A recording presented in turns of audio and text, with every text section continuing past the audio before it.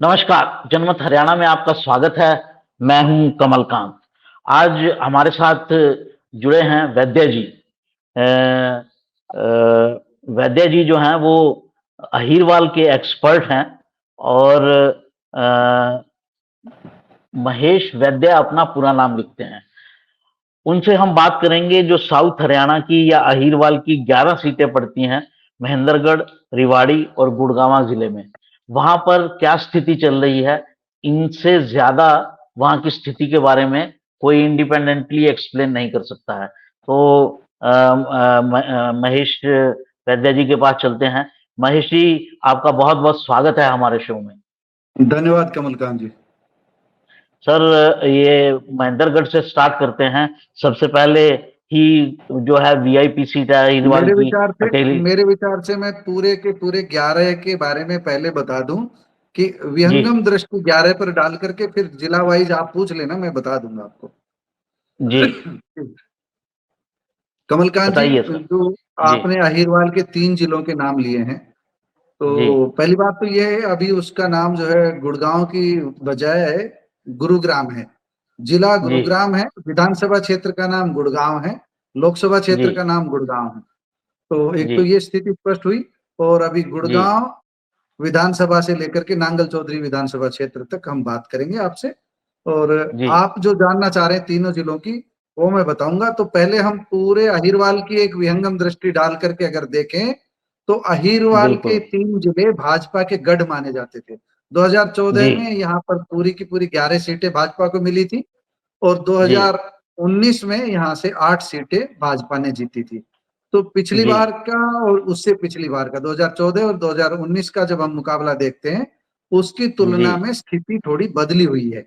अहिरवाल जी belt में राव इंद्रजीत जैसा कद्दावर नेता भाजपा के पास है, राव नरबीर सिंह जैसा जी बड़ा चेहरा भाजपा के पास है और कई जी यादव लीडर्स भाजपा के पास है। लेकिन कुल जी मिलाकर के इनमें जो सबसे बड़े चेहरे की बात करें तो केंद्रीय मंत्री राव इंद्रजीत सिंह है। उन्हीं के कहने जी से भाजपा ने इस बार सर्वाधिक टिकटें उनके कहने से दी है। 2014 में जी उन्हें डायरेक्ट 4 टिकटें दी थी, इस बार उन्हें जी 5 टिकटें दी है और 3 जी टिकटों पर उनकी सहमति ली है। 5 और 3 8।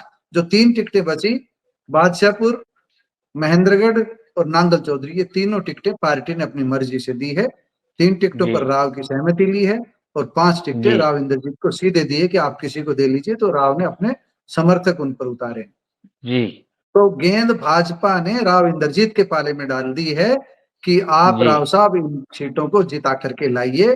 तो संकट जी काल में राव के कंधों पर भाजपा ने अपनी बंदूक रख दी कि आप जी चलाइए बंदूक, आप निशाना जी साधिए, आप 11 की जी 11 सीटें जितवाने का काम कीजिए। अभी राव जी इंद्रजीत पर बहुत बड़ा वजन है, वो किस तरह इस कामयाबी को हासिल करते हैं या नहीं कर पाते हैं, ये तो चुनाव जी परिणाम के बाद ही पता चलेगा।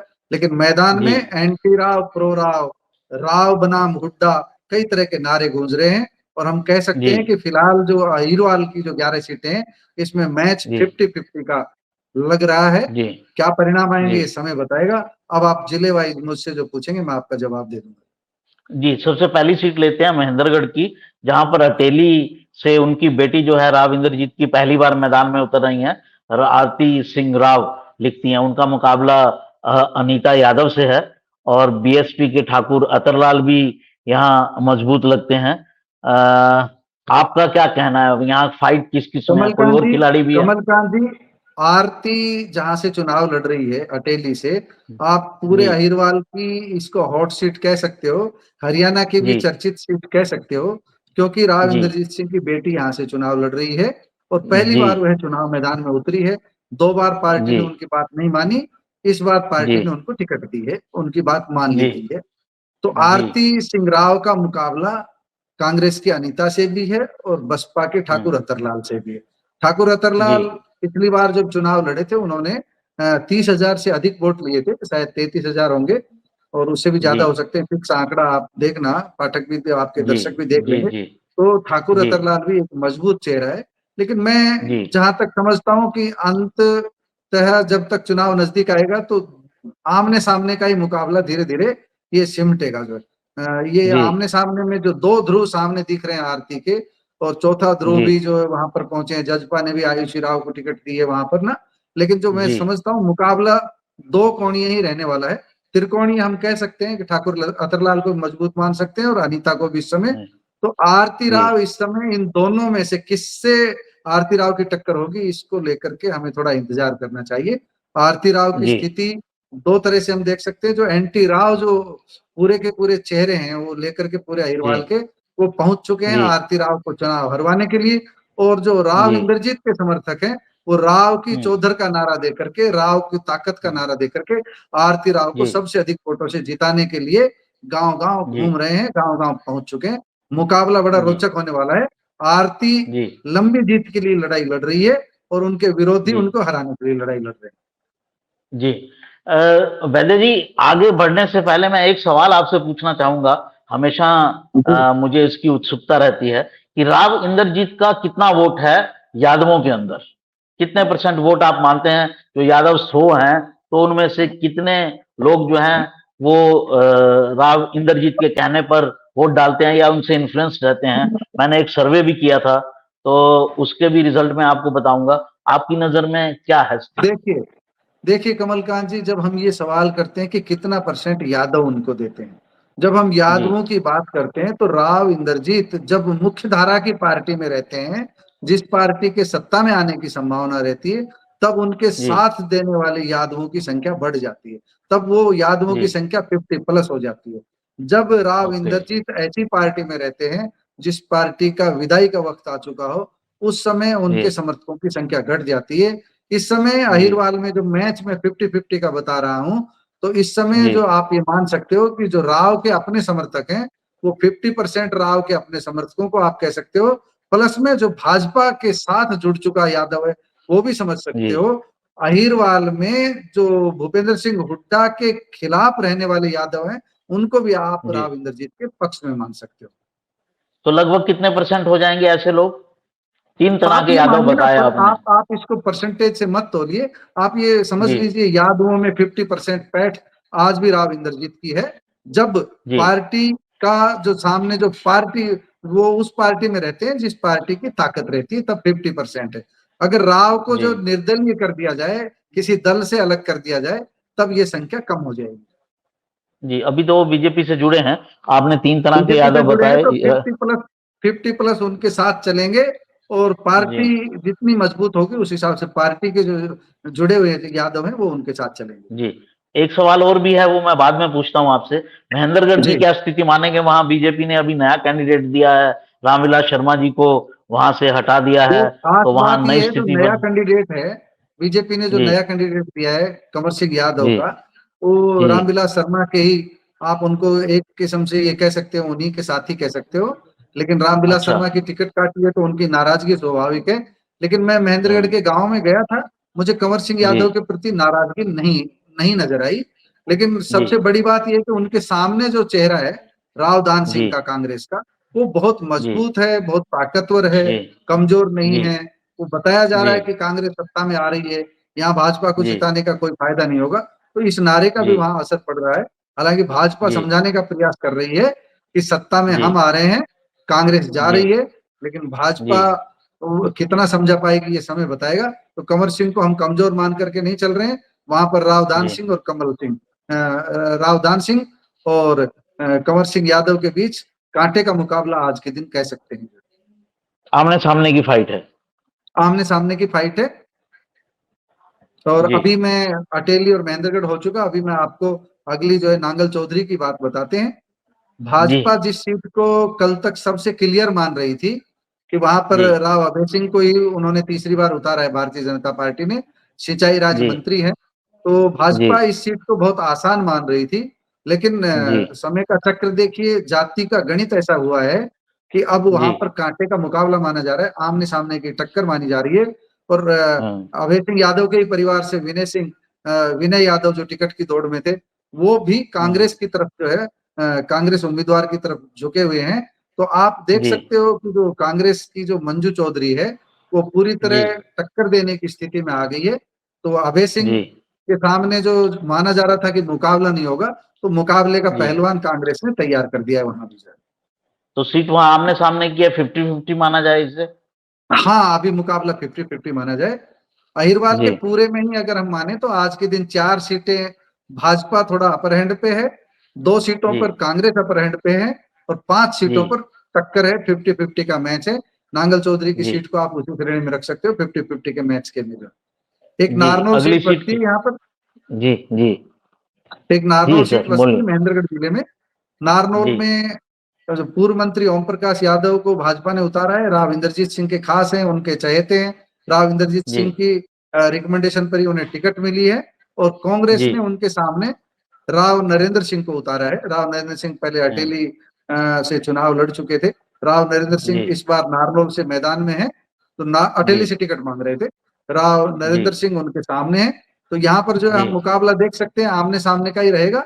कई उम्मीदवार हैं, जी लेकिन इन दोनों के बीच ही टक्कर रहने वाली है।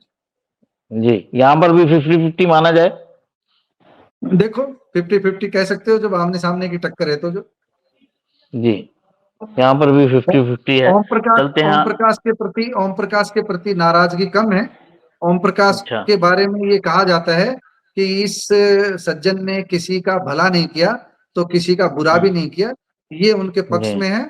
और जो हम्म, महेंद्रगढ़ जिला है, उसमें जो जी इंफ्रास्ट्रक्चर का जो काम हुआ है, जो पानी का जी काम हुआ है और बिना खर्ची पर्ची नौकरी का जो काम हुआ है, वो महेंद्रगढ़ जी। जिले में कुछ ज्यादा ही बोल रहा है ये नारा ना। तो हम ये कह अच्छा। सकते हैं कि वहां पर कांग्रेस को जातिगत समीकरण जहां कमजोर होंगे, वहां कांग्रेस को मुकाबले में फंसना पड़ेगा, और जहां जातिगत जी समीकरण अच्छे हैं, वहां कांग्रेस टक्कर देती दिखाई देगी आपको जो। जी। अगले जिले में चलते हैं, रिवाड़ी के। बावल सीट जी पहले जी। लेते हैं। यहाँ की स्थिति बताइए सर। रेवाड़ी के हम जो तीनों सीटों की बात करें, तो जी पहले बावल की आप बात कर रहे हैं। बावल जी में कांग्रेस ने अपने पुराने चेहरे डॉक्टर एम एल रंगा को उतारा है। वो पहले यहाँ से विधायक रहे, स्वास्थ्य राज्य मंत्री रहे थे, तो डॉक्टर एम एल जी रंगा है कांग्रेस से। और भारतीय जनता पार्टी ने उनके सामने डॉक्टर कृष्ण कुमार को उतारा है। तो दोनों जी डॉक्टरों का मुकाबला है, एक साहित्य का डॉक्टर है और एक इलाज करने वाला डॉक्टर है। एक को जी राव इंद्रजीत सिंह का वरदहस्त है भारतीय जनता पार्टी वाले को, और कांग्रेस वाले जी को भूपेंद्र सिंह हुड्डा का वरदहस्त है। जी जाटों की संख्या अच्छी खासी है बावल विधानसभा क्षेत्र में, लेकिन अहीरों की जी संख्या जाटों से दुगनी है। तो यहाँ पर जी जातीय गणित काम कर रहा है। धीरे धीरे जी स्थिति स्पष्ट होगी।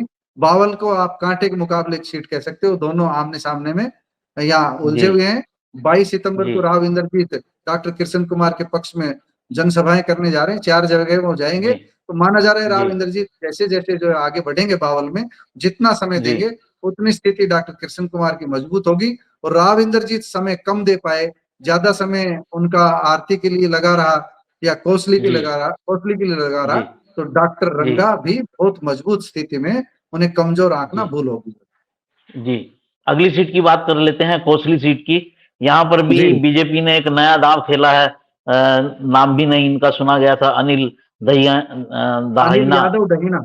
देखिए, ये हाँ, मजेदार अनिल बात यादव। ये है कि यहाँ पर यादव के साथ साथ गोत्र की बात हो रही है। खोला गोत्र जी से है अनिल यादव डहीना। हम्म, तो खोला जी। गोत्र की बहुतायत है कोसली में।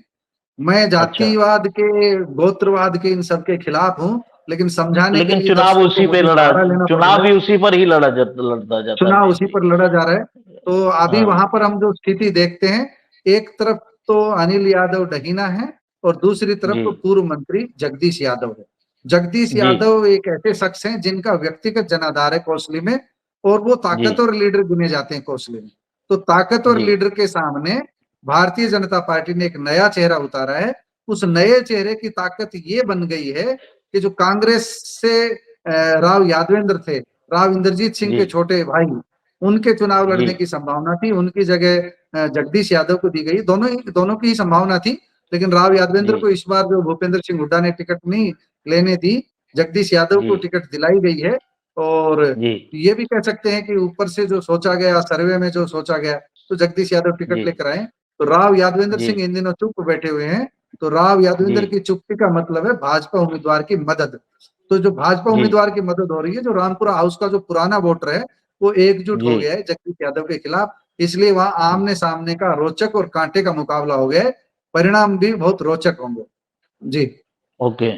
ये भी मतलब इस सीट को भी हम 50-50 मान सकते हैं। हाँ जी, हाँ जी। अभी हम जी जी जी। अभी हम कोसली की रेवाड़ी बात हो गई। अभी हम रिवाड़ी की बात रेवाड़ी करते हैं। लक्ष्मण सिंह यादव रेवाड़ी इनकी सीट चेंज की गई है। रेवाड़ी विधान जी जी, रेवाड़ी विधानसभा सीट से कांग्रेस कुछ ज्यादा उम्मीद कर रही है, क्योंकि यहाँ जो जी चेहरा है चिरंजीव राव, जी वह कैप्टन अजय जी सिंह यादव के बेटे हैं, लालू प्रसाद जी के दामाद हैं। उनके समर्थन जी में तेजस्वी यादव भी आने वाले हैं, और आज शायद जी तेजस्वी के छोटे भाई जो है वो पहुंचने वाले हैं, पहुंच भी चुके हों जी शायद। जी तो तेजस्वी के सामने भारतीय जनता पार्टी ने कोसली से जो विधायक है लक्ष्मण यादव, उनको उतारा है अंतिम समय जी पर। पहले नाम चल रहा था जो पिछली बार चुनाव लड़े थे सुनील मूसेपुर का, बाद में उनकी वाइफ जी का चला, और सबको चौंकाते जी हुए लक्ष्मण यादव टिकट लेकर आए। लक्ष्मण यादव जी के साथ कुछ लोग अभी जुट रहे हैं, लेकिन पूरी जी पार्टी उनके साथ नहीं जुटी है। रणधीर सिंह जी कापड़ीवास तोप भवन में कह सकते हो आप उन्हें, हालांकि वो ये जी कह रहे हैं कि मैं संन्यास की भूमिका में हूँ, मैं किसी के साथ जी नहीं, मेरा आशीर्वाद सबको है, वो अभी तक ये कह रहे हैं। तो हम जी ये कह सकते हैं वहाँ अभी अरविंद यादव को भी उनके साथ घूमता हुआ नहीं देख रहे हैं, अभी सुधा जी यादव को भी उनके साथ घूमता हुआ नहीं देख रहे हैं। लक्ष्मण जी यादव के साथ अभी सतीश खोला घूम रहे हैं। सतीश खोला भी टिकट जी चाह रहे थे, लेकिन सुनील जी मुसेपुर, अरविंद यादव, रणधीर कापड़ीवासी उनके साथ नहीं है। सतीश जी यादव आम आदमी पार्टी से चुनाव लड़ रहे हैं यहाँ, वो जी भारतीय जनता पार्टी से टिकट चाह रहे थे, भारतीय जनता जी पार्टी ने टिकट नहीं दी, तो सतीश यादव आम आदमी पार्टी से चुनाव लड़ रहे हैं। एक निर्दलीय जी सन्नी यादव, वो भी भारतीय जनता पार्टी से टिकट चाह रहे थे, तो वो भी चुनाव जी मैदान में आ गए। तो ये जो जी बहुकोणीय मुकाबला रेवाड़ी में होने जा रहा है, ये जी आमतौर पर कांग्रेस को रास आता है, लेकिन अभी जी हमको जल्दबाजी में कुछ नहीं कहना चाहिए। अभी जी जिस तरीके से आम आदमी पार्टी के सतीश यादव आगे बढ़ रहे हैं, उसमें जी मुकाबले को हमको त्रिकोणीय देखना चाहिए। ऐसा सुन रहे हैं जी कि केजरीवाल भी आएंगे, आज भगवंत मान जी यहाँ आ रहे हैं रेवाड़ी में उनके समर्थन में रोड शो करने के लिए। तो हम ये कह जी सकते हैं कि अभी यहाँ पर त्रिकोणीय मुकाबला ही हमको कहना चाहिए रेवाड़ी में। और जी त्रिकोणीय मुकाबले में कौन आगे बढ़ पाता है, लक्ष्मण आगे जाएगा, सतीश यादव आगे जाएगा, चिरंजीव को मात देने के लिए कौन आगे जाएगा, या दोनों ही जी बराबरी में खड़े रहे तो चिरंजीव राव इनके बीच से बढ़िया मतों से निकल उभर करके जाएंगे। सामने आ जाएंगे, निकल जाएंगे। ये सब हम्म, भविष्य के गर्भ पर निर्भर है, लेकिन यहाँ पर हम देख सकते हैं कांग्रेस के चिरंजीव राव, सतीश यादव और भाजपा के लक्ष्मण यादव के बीच रोचक मुकाबला जी होने जा रहा पर यहाँ एडवांटेज कांग्रेस माना जा सकता है। है। ये आप लिख लीजिए, जो मुझे तो ऐसा कहना अभी थोड़ा सा जी। अच्छा, नहीं नहीं, मैं आप ही के अनुसार लिखूंगा, मेरे को कोई अपना नहीं लिखना है। तो आपके हिसाब से यहाँ पर भी टफ फाइट है। हम्म, अभी गुड़गांव चलते हैं, टफ फाइट की अभी नहीं कहेंगे। गुड़गांव चलते जी हैं, गुरुग्राम चलते जी हैं। गुरुग्राम जी की गुड़गांव विधानसभा सीट की बात करते हैं। जी अ, कमलकांत जी, गुड़गांव विधानसभा सीट पर भारतीय जनता पार्टी ने मुकेश शर्मा को टिकट दी है। राव इंद्रजीत जी सिंह का वरद हस्त उनके साथ है, उनकी सहमति जी ली गई है उस नाम पर। और भारतीय जी जनता पार्टी ने मुकेश शर्मा को उतारा, तो जो नाराज होकर चले गए जीएल शर्मा, वहां टिकट चाह रहे थे, वो कांग्रेस में जी चले गए। नवीन गोयल जी निर्दलीय मैदान में उतर गए, और जी कांग्रेस ने वहां जातिगत समीकरण को देखते हुए मोहित ग्रोवर को टिकट दी है। मोहित ग्रोवर के जी पिता पुरानी कांग्रेसी थे। मोहित ग्रोवर पिछली जी बार निर्दलीय लड़कर अच्छे खासे वोट हासिल किए थे। अगर जी अंतिम समय तक नवीन जी गोयल मजबूती से रुके रहे मैदान में, और जो आज जी उनकी तरफ मतदाताओं का रुख दिखाई दे रहा है वो रुख जी बना रहा, तो यहाँ पर कुछ भी हो सकता है गुड़गांव में, क्योंकि मुकेश शर्मा, नवीन गोयल और मोहित ग्रोवर के बीच यहाँ त्रिकोणीय मुकाबला देखने को मिल रहा है। जी तो मतलब ये तीनों के तीनों जो हैं वो बराबर की फाइट में है। बराबर की फाइट में, और जब सामने कांग्रेस के सामने जो दो प्रतिद्वंदी अगर बराबर में आएंगे, तो कोई भी निकल तो सकता है, कांग्रेस उसमें को तो कोई दिक्कत नहीं एडवांटेज हो सकता है। जी, हो भी अगली सकता बात है, कर। लेकिन वहां भाजपा भाजपा को लोकसभा में जैसा समर्थन मिला मिला था, तो भाजपा वहां जी कमजोर हम नहीं कह सकते। जी बादशाहपुर तो में तो आपको पता ही है, राव नरवीर सिंह जिस तरह टिकट लेकर के आए थे भाजपा की, जी सारे मीडिया चैनल्स पर ये खबर आ गई थी उनसे पहले ही कि अमित शाह ने जी उनको आशीर्वाद दे दिया है 2 दिन पहले ही, और 2 दिन पहले जी उनका भाषण भी वायरल हो गया था। तो उनको जी टिकट मिली है उन जी परिस्थितियों में जब आप ये कह सकते हो पार्टी को आंख दिखा करके वो टिकट लाए हैं। उनके जी सामने चुनौती थोड़ी कम इसलिए लग रही है कि कांग्रेस ने वर्धन यादव को टिकट दी है। वर्धन यादव बहुत मजबूत है, लेकिन जी वहां पर जो निर्दलीय उम्मीदवार है कुमुदनी, जी राकेश दौलताबाद की वाइफ, वो चुनाव लड़ रही है। तो जो जी कांग्रेस का कोर वोटर माना जा रहा है इस समय जाट समुदाय को, कुमुदनी जी को जाट समुदाय का वोट जाता हुआ दिख रहा है। कि ये वर्धन यादव ओके को नुकसान पहुंचा सकता है, लेकिन हम जी ये नहीं कह सकते अंतिम समय तक क्या होगा। जाटों का जी एक मुश्त वोट अगर वर्धन यादव और कुमुदनी में नहीं बटा तो वर्धन यादव भी जी चुनाव जीत सकते हैं, कुमुदनी भी चुनाव जीत सकती है और राव नरवीर भी चुनाव जीत सकते हैं। लेकिन वोटों जी का बंटवारा अगर हुआ तो राव जी नरवीर सिंह की राह आसान दिखाई दे रही है बादशाहपुर में, ऐसा हमको जी। महसूस हो रहा है। जी। पटौदी की बात कर लेते हैं। अब ये पटौदी की बात करते हैं तो पटौदी में राव इंद्रजीत सिंह की सिपह सालार कह सकते हो, बिमला चौधरी वहां पर चुनाव मैदान में है भाजपा की ओर से, जी और जी कांग्रेस ने परल चौधरी को मैदान में उतारा है। परल चौधरी जी नई होने के कारण मुकाबले में दिखाई दे रही है, और बिमला जी चौधरी का इलेक्शन जो है बहुत फंसा हुआ हम नहीं कह सकते, लेकिन परल चौधरी नई है तो नई कैंडिडेट्स जो है उसको बिल्कुल भी हल्के में नहीं लेना चाहिए, क्योंकि उसके जी प्रति कोई एंटी इनकम्बेंसी नहीं रहती। एंटी इनकम्बेंसी जी तो बिमला चौधरी के खिलाफ भी अब नहीं है, क्योंकि 5 साल सत्ता से बाहर थी, हाँ सत्ता में जी सत्यप्रकाश जरावता थे, इसलिए उनके प्रति भी जी वो ऐसी एंटी इनकम्बेंसी नहीं है। तो पटौदी के जी मुकाबले को आप कह सकते हो कि अभी तिल देखो, तिल की धार देखो, और बिमला जी चौधरी किस तरह बढ़त ले पाती है तो देखना होगा हमको जो है। जी। एक अंतिम अभी सीट रह गई सोना। सोना के हाँ जी, बारे हाँ में जी। भी बता दें। कमलकांत जी, सोहना में जैसा जातीय समीकरण बैठ रहा है वो जी मुझे लग रहा है कि जो कांग्रेस के रोहतास खटाना है उनको जी फायदा पहुंचा सकता है। वहां पर जी भारतीय जनता पार्टी ने तेजपाल तंवर को टिकट दी है, तेजपाल तंवर के जी नाम पर भाजपा ने राव की सहमति तो ले ली है, लेकिन राव जी इंद्रजीत कितना सोहना में जा पाएंगे, उनका कितना असर होगा, ये भविष्य की जी बात है। फिलहाल तो मुझे जी लग रहा है वहां आमने सामने की टक्कर है। जब हम सोना जी बेल्ट में देखते हैं तो सोना बेल्ट में जी लगता है तेजपाल तंवर को जो है बढ़त मिलती दिख रही है, लेकिन जब हम जी तावड़ू में और जो मुस्लिम बेल्ट में देखते हैं तो एक तरफा हमको वहां कांग्रेस का झुकाव नजर आता है। वहां सबसे जी बड़ी खास बात ये, सारी पार्टियों ने वहां गुर्जर उम्मीदवार उतारे हैं लगभग लगभग, कुछ को अपवादों जी को छोड़ करके। तो गुर्जर जी मतों में गुर्जर उस तरफ जाएगा जिस तरफ जो जी जीत दिखाई देगी। तो अगर रोहतास जी खटाना को एक तरफा जी मुस्लिम वोटों का समर्थन मिलता दिख रहा है तो उनको जी सजातीय वोट भी मिलेंगे, और इसके अलावा जी अनुसूचित जाति के वोट भी उनको मिलते दिखाई दे रहे हैं। भारतीय जी जनता पार्टी अनुसूचित जाति के वोटों में कितना सेंध लगा पाएगी। आपने देखा होगा जी जो कानून सुप्रीम कोर्ट ने जो सुझाव दिया था उसे जी जो क्रीमी लेयर का, उसके आधार पर जी भारतीय जनता पार्टी ने यहाँ फैसला ले लिया था हरियाणा में। तो भाजपा जी उम्मीद कर रही है कि इस बार एससी का कुछ वोट उनको मिल जाएगा। तो अगर एससी का जी कुछ वोट भारतीय जनता पार्टी की तरफ गया तो मुकाबला जी रोचक होगा। अन्यथा हम जो जी ये कह सकते हैं कि सोना में रोहतास खटाना अभी तो मजबूती से चुनाव लड़ रहे हैं। तो कांग्रेस की आपने शुरू में बताया था कि कांग्रेस की 2 सीटें जो हैं वो जीतती लग रही हैं। एक सोना हो गई और दूसरी चिरंजीव राव की सीट। मैं तो मुट्ठी बंद रखूंगा अभी इस मामले में। मैंने बताया कि 4 सीटें भारतीय जनता पार्टी को जाती हुई दिख रही है, 2 सीटें जी कांग्रेस को जाती हुई दिख रही है, और 5 और सीटों पर 5 सीटों बराबरी पर का फाइट मुकाबला है। है, ये अहिरवाल बोल रहा जी है। जी।